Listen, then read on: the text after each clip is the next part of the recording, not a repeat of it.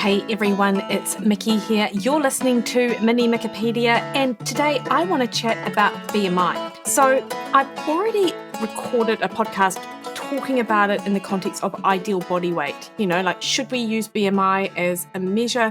I mean, spoiler alert, no one really thinks you should, and I gave plenty of other parameters or measures which are much more useful at that individual level.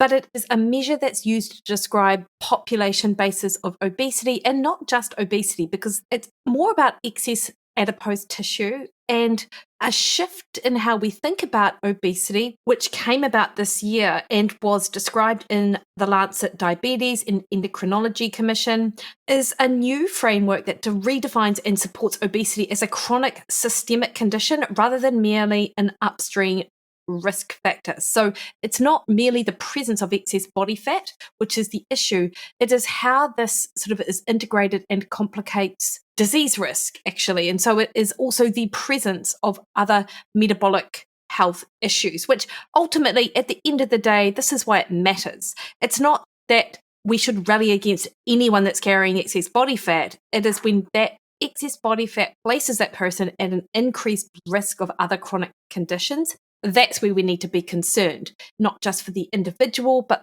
the others around them, the cost on the public health system, the reduction of quality of life, the shift in productivity at work when they're unable to work as well or they're off sick.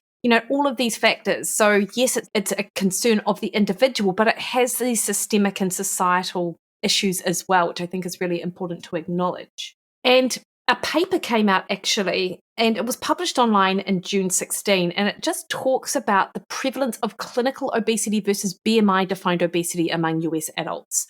So it's looking at a measure of obesity that considers that sort of clinical outcome. And until recently, the identification of obesity was based solely on body mass index, BMI, which, just to remind you, the WHO criteria, and obesity is defined as a BMI of 30 kilograms per meter squared or higher, and is further categorized as class 1, 30 to 34.9, and class 2, 35 to 39.9, and class 3, over 40 kilograms per meter squared. And although BMI is a widely used measurement and surrogate for fat mass, this paper points out it doesn't account for that complexity of the distribution of obesity. And so critics argue that BMI isn't sensitive enough in defining obesity and can overlook underlying metabolic impairments associated with that adiposity, because some individuals who have elevated BMI don't exhibit any apparent illness. And,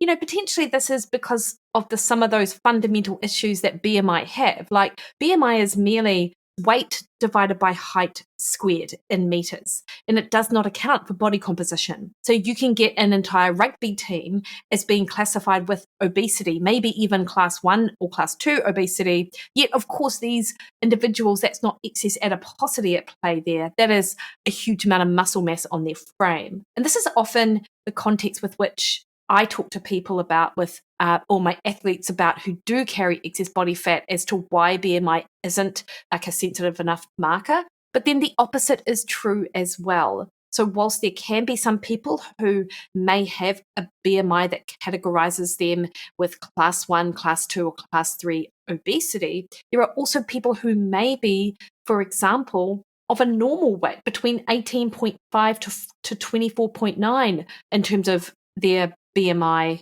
classification, yet could have that sort of metabolic underpinning of disease, which is where this paper is sort of coming from. So that Lancet Diabetes Endocrinology Commission, their new framework, as I said, redefines and supports obesity as a chronic systemic condition rather than merely that upstream risk factor. And one motivation behind this shift away from just BMI alone, and one motivation behind this was to shift that focus just from BMI to a more nuanced assessment of adiposity and emphasizing the associated downstream adverse health outcomes. So the Commission introduced two key obesity groups: preclinical obesity, characterized by excess adiposity without current organ dysfunction or limitations of daily activities, but with an increased risk of future disease, and clinical obesity, where excess adiposity has already resulted in measurable organ dysfunction or limitations in daily activities. And what I will say is you can look in the literature,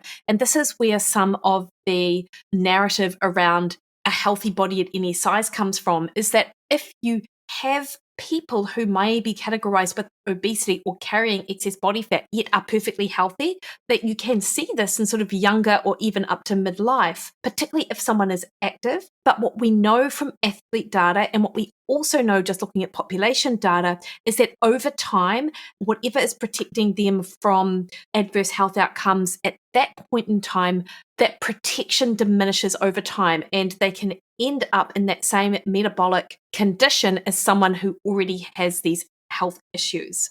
It's a pretty significant redefinition if we want to think about clinical obesity versus BMI defined obesity. And what the authors of this cohort study did was estimate the prevalence of preclinical and clinical obesity based on a large and diverse data set. And this is from a research program called the All of Us AOU research program. And essentially, the data used from this cohort, or the data collected from this cohort, is height, weight, and both waist and hip circumference. And they did that following standardized protocols. They looked at waist to hip ratio and waist to height ratio. And participants were classified as having obesity if they had a BMI equal to or over 30 kilograms per meter squared, that standard definition, but in combination with at least one other measure of excess adiposity.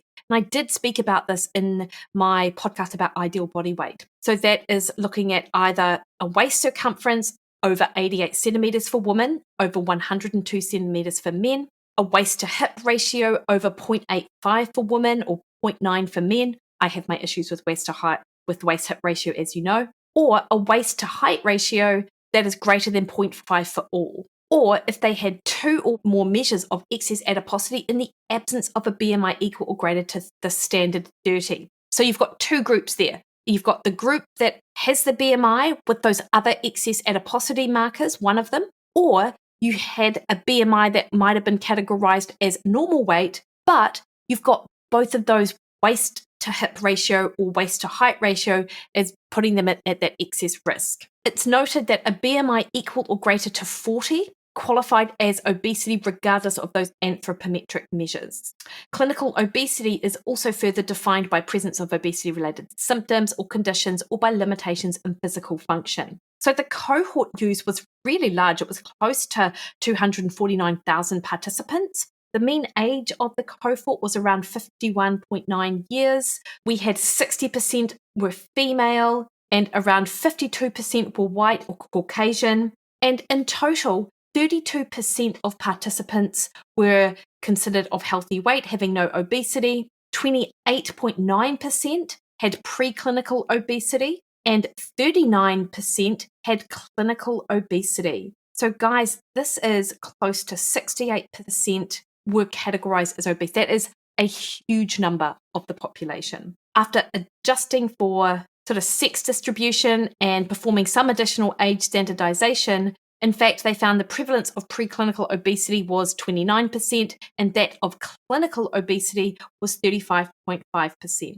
So just to remind you, preclinical obesity was excess adiposity without current organ dysfunction, but at an increased risk. Clinical obesity had that excess adiposity with that organ dysfunction or physical limitations. So what is super interesting here, I think, is looking at the difference between BMI versus the new definition that has been proposed. And there definitely is a mismatch. What this data set found was that 1 in 5 people with quote unquote a normal BMI were reclassified as obese, either preclinical or clinical. About 2/3 of the people who had overweight BMI fell into that preclinical or clinical obesity, and nearly 1/3 of clinical obesity cases had a BMI in the normal or overweight range, which is, this tells us that typical BMI measure, we talk about it a lot in the context of fat loss, saying that it's not a very good marker, it doesn't take into consideration muscle mass, but for the general population, most of the people who are sedentary or overweight, it's not great, but for the opposite reason. It does miss people who are at this increased health risk. And I think that that's super important. So the BMI alone is inadequate for identifying these at-risk individuals, but the new definition can capture people overlooked by BMI. It better distinguishes between high muscle mass versus unhealthy fat mass in the overweight group, and this could potentially help us determine who is at risk and who is requiring intervention and who potentially isn't. But this is, I guess, where the question remains. Like, that is the overall goal, and the potential for it to impact clinical practice, health policy, resource allocation is that sort of important question. Whether or not it does is, of course, a different story. Now, there are some limitations and things which are super important here that need to be considered. The first one is that it is a reliance on electronic health record data. So this could introduce some bias due to disparities in healthcare access, potentially underestimating the overall prevalence and skewing estimates for certain subpopulations. So that's one thing to be mindful of. And there's no imaging data either. So this could also lead to underreporting of obesity prevalence by preventing direct measurement of body fat content. And that's an independent criterion in the new definition. And also there was a short follow-up period, and a non-representative nature of the All of Us data set could affect generalizability, despite the fact that there were close to 250,000 people in there. So we can't really look at sort of the temporality of this onset of obesity and clinical diagnosis, but oftentimes it's very rare that a health condition leads to obesity in the context of how we're talking about it. This is the argument made by the authors. So just a few other points. So the authors say, and I thought this was super interesting, that their findings from this large cohort are the first to describe the prevalence of both preclinical and clinical obesity in the US. And that's what really matters, like what level of obesity is going to lead to these sort of metabolic outcomes. Over 2/3 of the individuals had obesity, and among them, 57.5%, so over half of them had clinical obesity, not preclinical. And it was more prevalent, as we often see, amongst Black and Hispanic individuals. Those who were older reported lower income and lower education attainment. And, these findings are important for clinicians, clinical guidelines, healthcare systems, and policymakers, because this is how we sort of define and allocate resources as to how to help people at that population level. Now, the WHO criteria for obesity have long been held the standard in research and clinical settings. And according to the 2021 to 2023 NHANES National Health and Nutrition Examinations Survey, 40.3% of US adults had obesity as defined by the WHO. So using this definition, projections indicate that by 2030, 48.9% of the US adult population will have obesity, with a quarter experiencing that sort of severe obesity above 35 kilograms per meter squared. However, using this new definition, they observed a higher prevalence of obesity. Further, they found a substantial prevalence of preclinical and clinical obesity among WHO categories that do not qualify as obesity. So this does call particular attention to evaluating the metabolic health of individuals previously classified as having overweight or normal weight. And that is super important, because it isn't just that presence of excess body fat which creates issues. And in fact, that's just a small piece of the puzzle. There are people who may be falsely lulled into thinking they're okay, and their doctors think they're okay, who are at risk of or who are experiencing that metabolic disease. And with the increasing rates of metabolic associated fatty liver disease, of type 2 diabetes, these are the things which really are creating health issues for people as we age. So yeah, I thought that was super interesting. I really enjoyed reading the paper and just having a think about how we classify individuals, and importantly, how we do it in a way that is meaningful for the overall sort of outcomes. You're not just going to your doctor's office and jumping on the scales and they're classifying you as obese. They're using other markers and other measures to establish your overall risk, because that is how we are able to implement strategies that really sort of move the needle on metabolic health, which is super important. Anyway, team, pop a link to this in the show notes, of course.